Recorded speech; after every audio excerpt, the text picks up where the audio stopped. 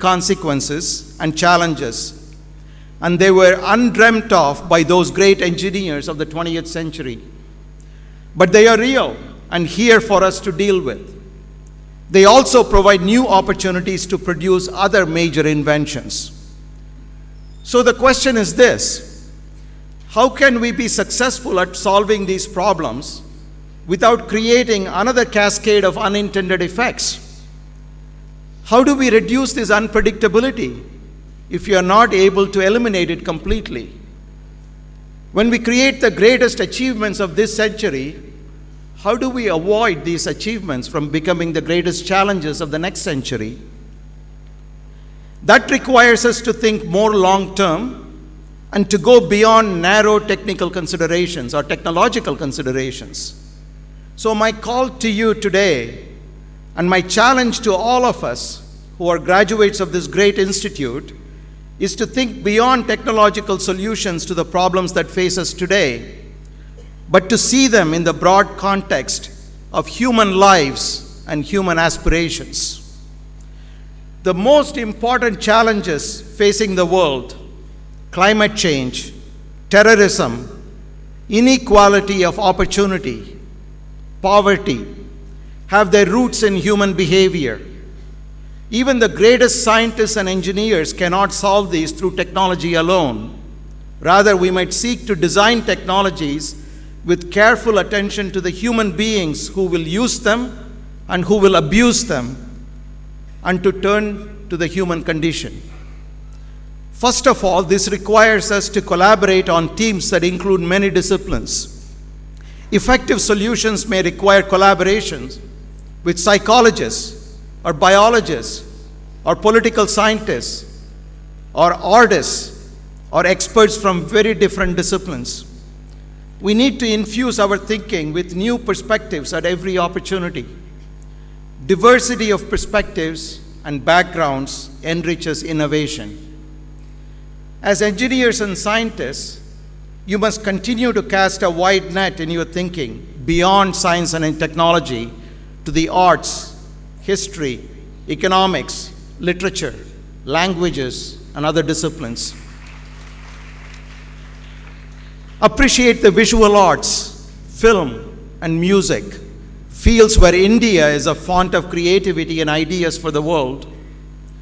Consider the example of Apple's co-founder Steve Jobs, whose great talent was his eye for good design and recognition that cool-looking and easy-to-use objects can improve our quality of life.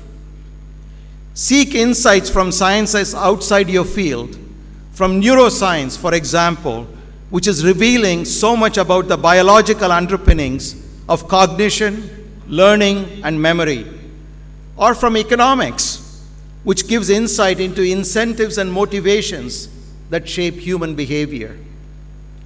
Don't just think in terms of big problems, as important as they are. Rather, think in terms of human problems. Science rose to meet the immensely complicated challenges of space travel decades ago. President John F. Kennedy articulated a vision for this in the 1960s. He said, "We will put man on the moon before this decade is over and bring him back home safely." It inspired many Americans to go into science and engineering. But as someone pointed out, we put man on the moon before we put wheels on the suitcase. We landed man on the moon before anybody came up with the simple idea of putting wheels on a suitcase. Yet which accomplishment has had more immediate impact on our day-to-day lives? Both have. Both have had huge impact. The latter one on a daily basis. Study human needs and use your knowledge to fulfill them. Inventions, large and small, can change the world. So keep your eyes on these human values, on human needs. With such an expansive perspective and the strong training you have received here at IIT Madras, you will certainly be successful. The great American civil rights leader Martin Luther King Jr. once said, "Make a career of humanity, and you will make a greater person of yourself, a greater nation of your country, and a finer world to live in. So graduates, congratulations.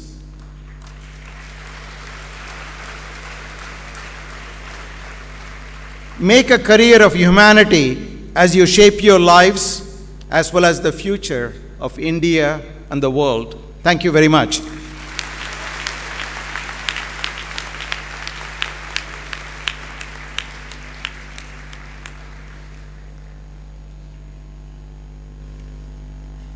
Ladies and gentlemen, you must have realized how exhilarating and exciting this convocation address was. Please join me in thanking him profusely for this great speech that he made.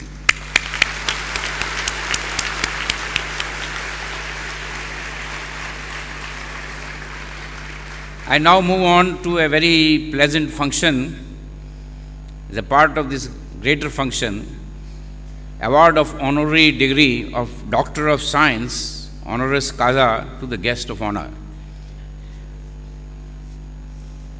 To the Senate members seated on the dais here, does it please you to approve the award of the degree of Doctor of Science, honoris causa, to Dr. Subra Suresh, President, Carnegie Mellon University, USA?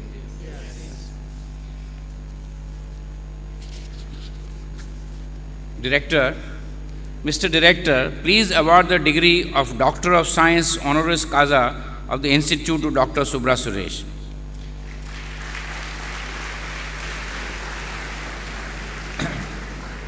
Mr. Dean, Academic Research, please read the citation and present Dr. Subra Suresh to this august assembly for the candidature of honorary degree of Doctor of Science.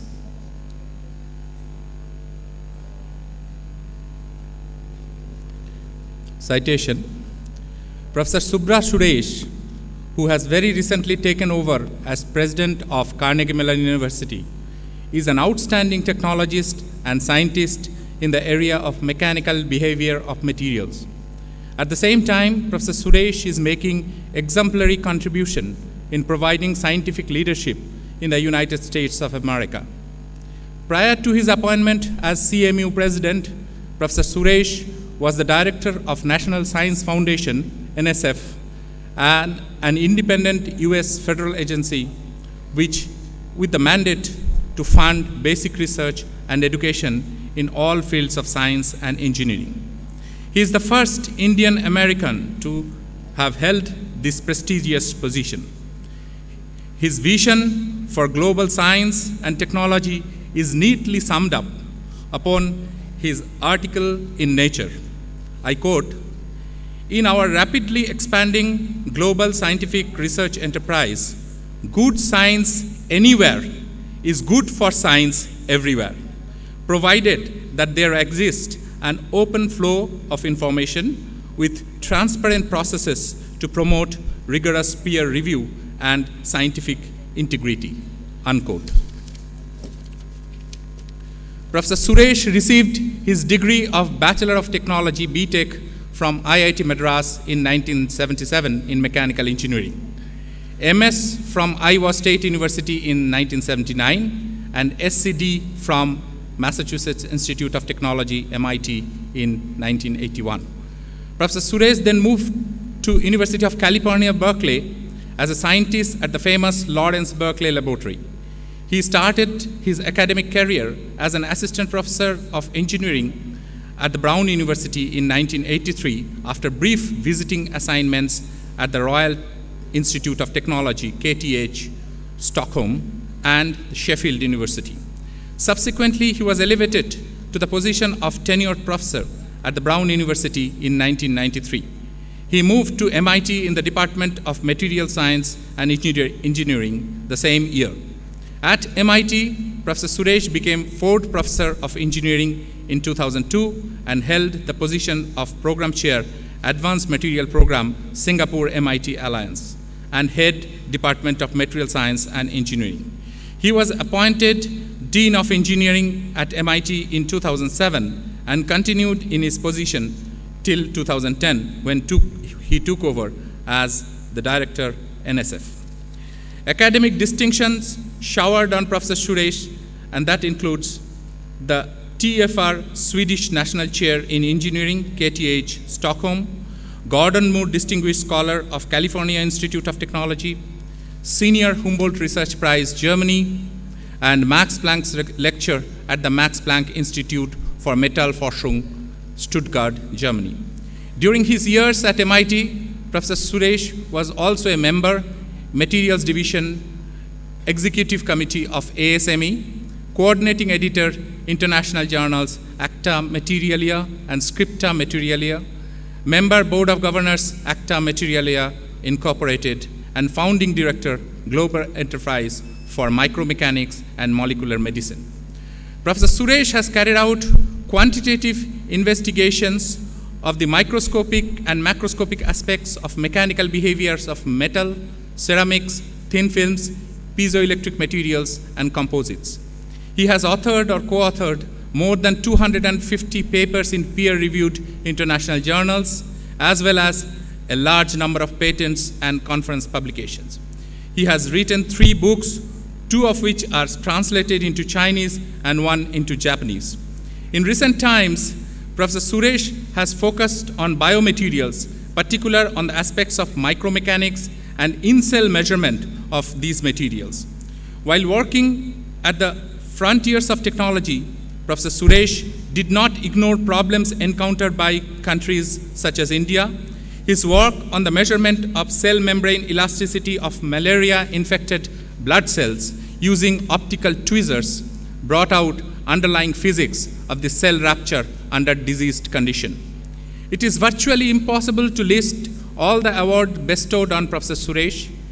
A few of these awards are S.P. Timoshenko Medal, American Society of Mechanical Engineers, 2012, National Material Advancement Award, Federation of Material Societies, 2011, European Materialist Awards, 2007, Acta Materialia Gold Medal, 2006, Ford Foundation Research Award, 1985, Robert Lansing Hardy Gold Medal, 1983, Distinguished Alumnus Award of IIT Madras, 1997, and of Iowa University, President's Gold Medal in India, and the Padma Shri, both in 2011.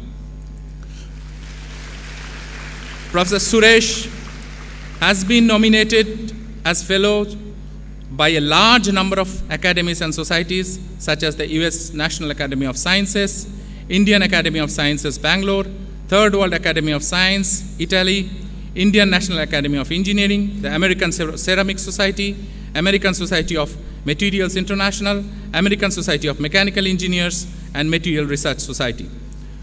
Professor Suresh has been awarded honorary degrees by a large number of universities, including the Zhejiang University, China, Dartmouth College, New Hampshire, University of Maryland, Baltimore County, Baltimore, Michigan State University, École Polytechnique at Lausanne, Switzerland, Tuskegee University, and University of Alabama.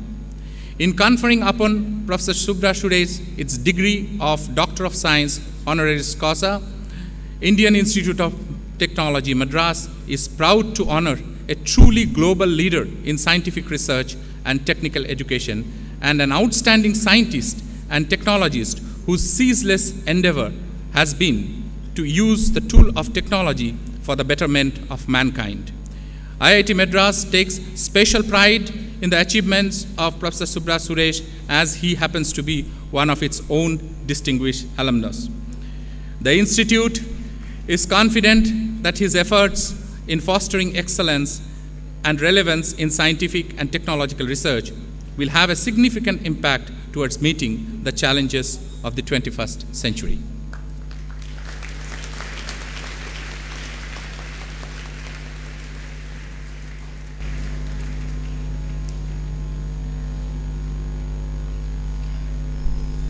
By the authority vested in me as the Chairman of the Senate and the Director of the Institute, I award the degree of Doctor of Science honoris causa to Dr. Subra Suresh.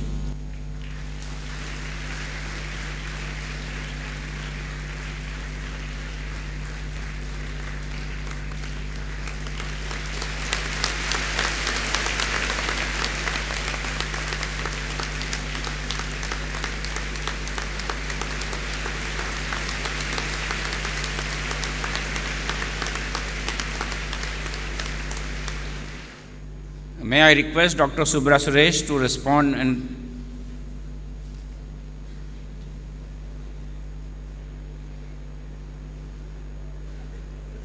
So when I graduated from IIT Madras in 1977, unfortunately I could not attend the convocation. So I was already traveled to the US. So I told my mother, someday I'll go back to get my degree. So thank you very much.